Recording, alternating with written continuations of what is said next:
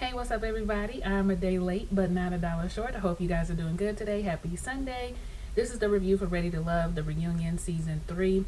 Of course, I wanted to do the video yesterday. I was ready to do the video yesterday. I was ready to cut up yesterday. But you guys know my situation. I have a roommate, and she was here all day. Like, sis didn't go nowhere. I left and came back. She was still here. I kept waiting around. She didn't leave, so.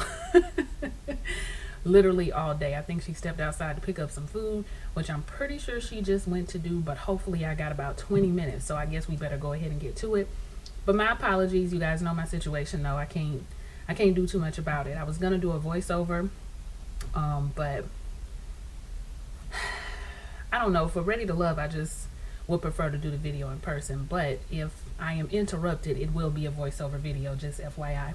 Okay, so normally when I do a reunion show, I like to talk about what everybody had on, but we don't have that kind of time today, and it's too many people. So I will just say that my best was Denise. When I saw her dress, full out, it looked great on her skin tone. It was beautiful. I love the cut of it.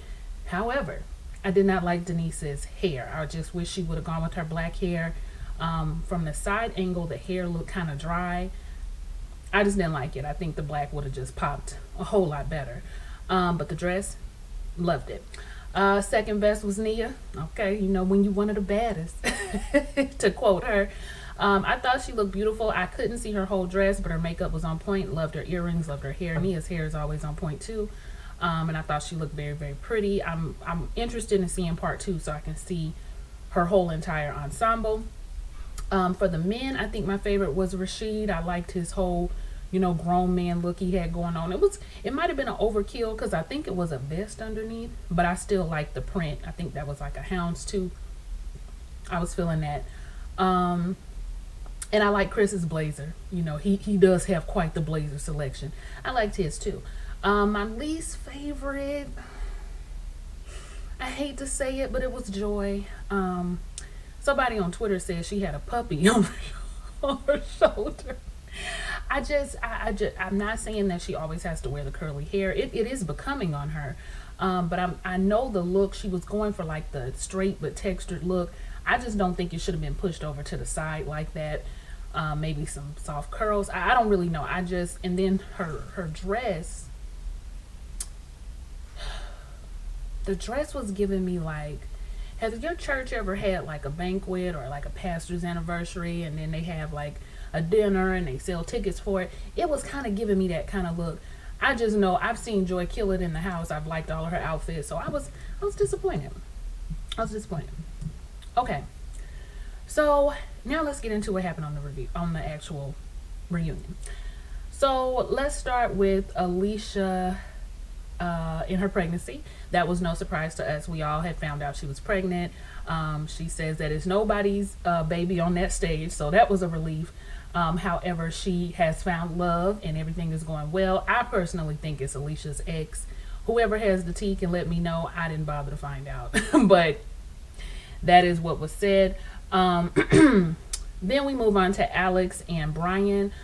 That was an interesting conversation. Brian does admit that he could have kept it a little more real. He should have been more blunt, not only with Alicia, but also with Alex. And then he makes a comment that, well, people see through the lens of their own reality or whatever. You know how Brian be talking.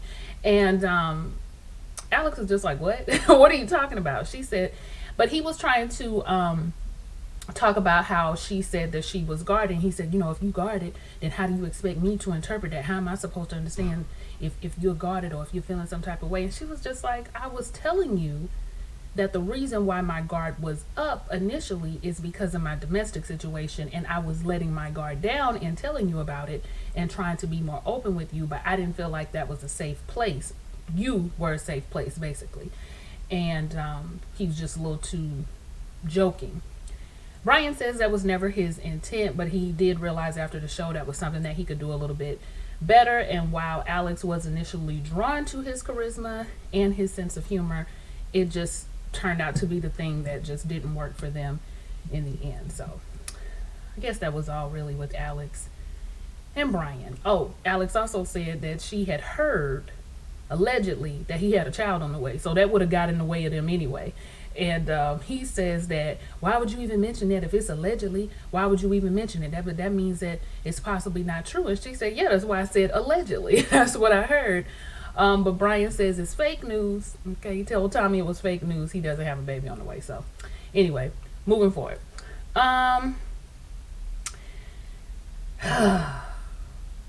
Child. I want to say shout out to my subscriber. I'm going to go through my comment section so I can try to get your name. If I end up editing this video, I'm going to put your name across the screen. But shout out to you because you called it. All right. You said you thought Jay was sneaky from the beginning. I was seeing it, but I wasn't all the way there. You were all the way there from the beginning. So I'm going to say you was right. You was right. So let's get into the sister wife situation. Shout out to Simone for the sister wife comment. So we get everybody down on the couch. Oh, I forgot to mention, child, Simone was my second least favorite. That dress was fine, but then why she have a glove on with it? I was like, why is there, every time she talked, I was just watching this red hand come across the screen. I was just like, why she got the glove on with this dress, this pageantry? But okay. Simone sits down with Winter, Joy, and Jay, and they talk about the whole situation of Simone bringing up the fact that Jay was in Winter's room.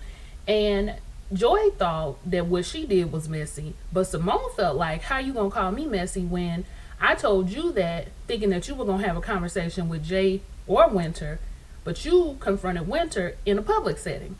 So then they flash back to the moment where they all had their conversation. Winter had walked off in tears and Jay was comforting her.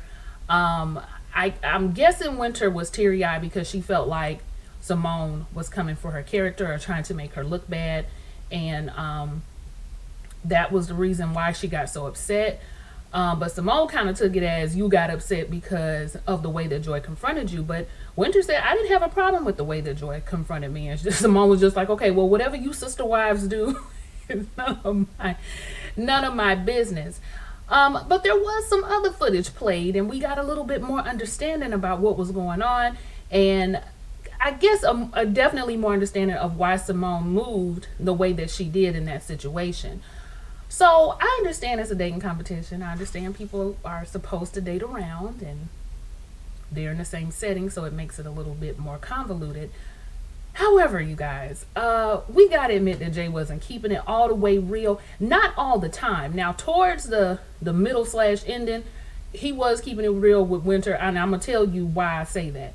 But initially, Jay was kind of, he kind of wasn't putting it plain. I'll say that. So he did kiss Simone. He was letting Simone know that she was in the top picks for him.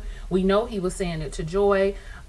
We also know he had been convincing Winter that she was still there and that she was still one of the options for him. Simone realized pretty early that Jay was trying to kind of play games, and so she moved around. That's when she went on her date with Rashid. But Winter, unfortunately, and we saw this on camera, kept going and going back, and we were all just like, why does she keep doing this when this man has clearly said he doesn't want her? Well, this is because Jay was behaving one way on camera with Winter and behaving another way with Winter off camera, which the Shady production team showed us. I said, who is on this team?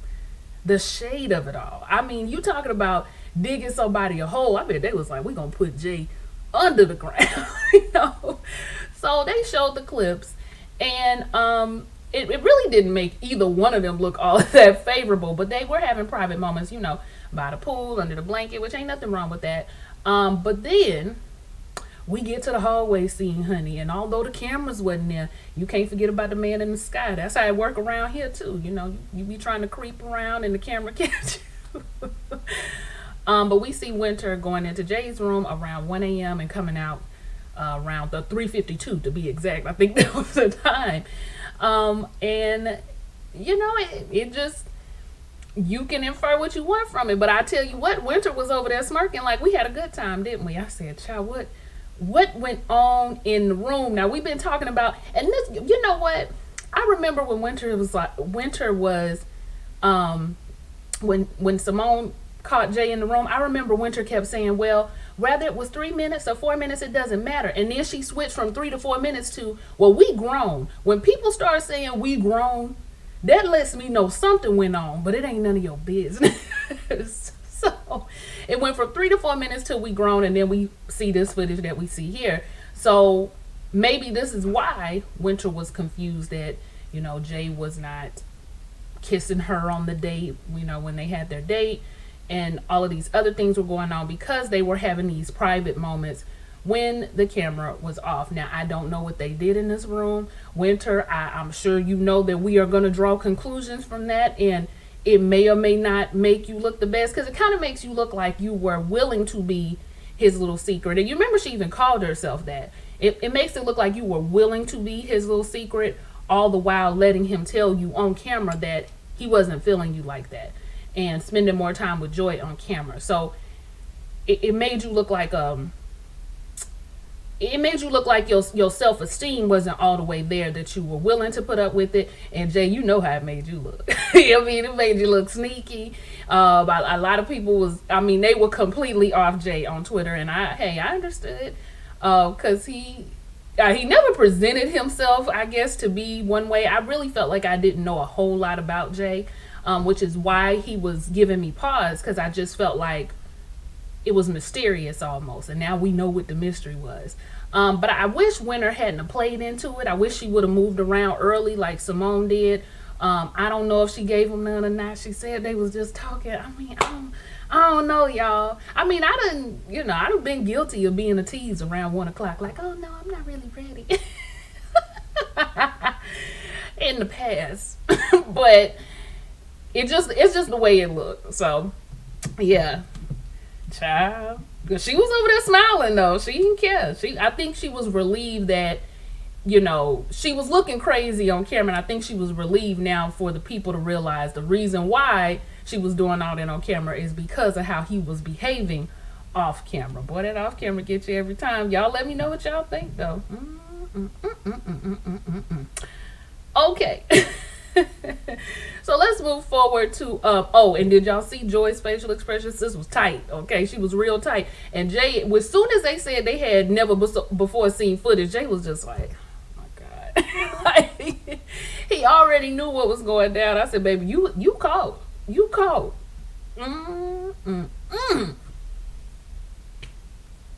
ain't got nothing to say. All right, let's move on to David. So David kind of got caught up in that whole snafu with Alicia at the pool table, and him not taking care of her kids. Now, why he got to take care of everything? Was she the one with the 2 kids? They said it was a misunderstanding. They actually said they talked about it. Alicia said that she was talking more like, if we were to be together, what would be your position? And I'm not even the type of woman that believe you got to take care of everything. So I wasn't really trying to come at you like that. David said he felt like she was coming like that. And he also felt like she was talking about, like, the right now. And he was thinking to himself, there is no right now, because I barely know you. I would have to even get to know you for you to even be asking me those kind of questions. But I know a woman and her kids is a package deal. I did understand that. But I was just saying, what I got to be doing all that for? I don't even know you, basically.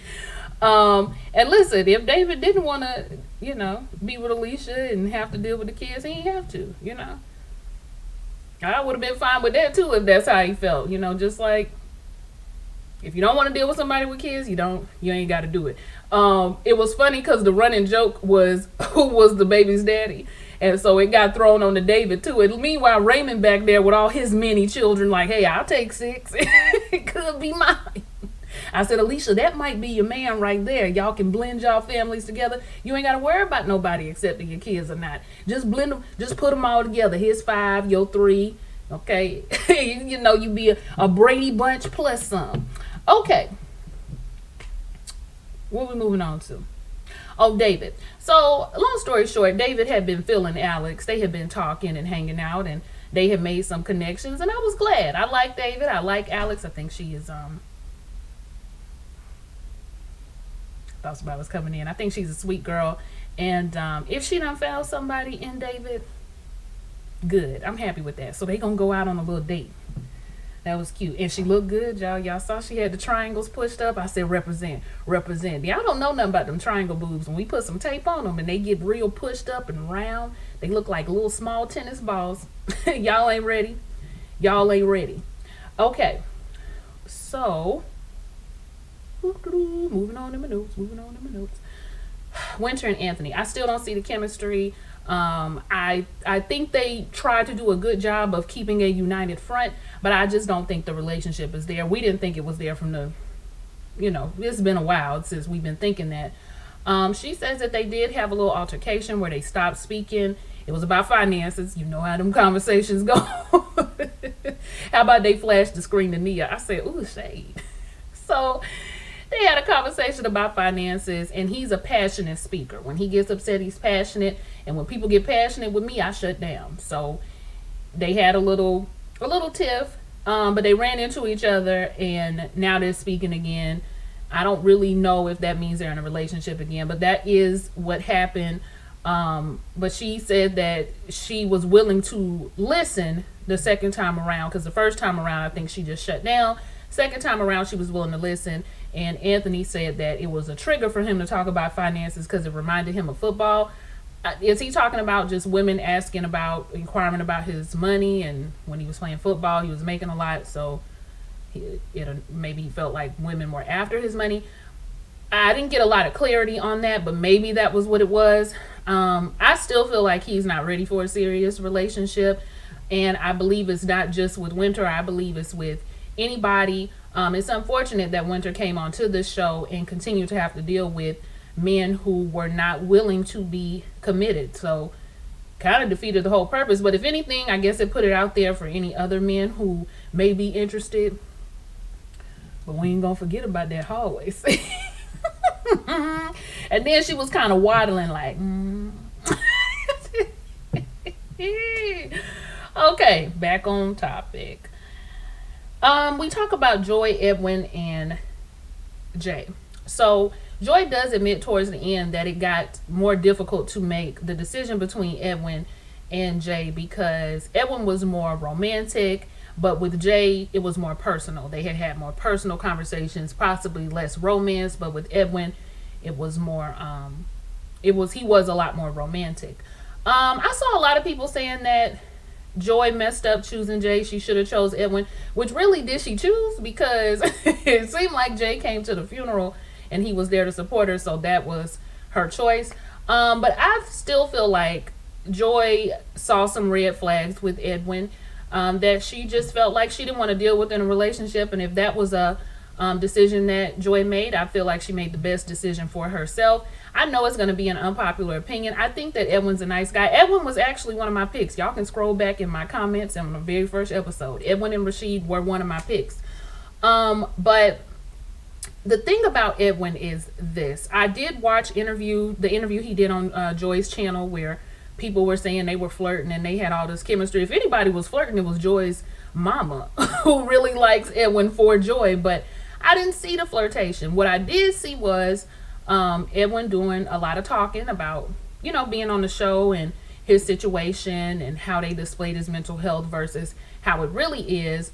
He said that for the PTSD, he really doesn't feel like he needs extra help for that.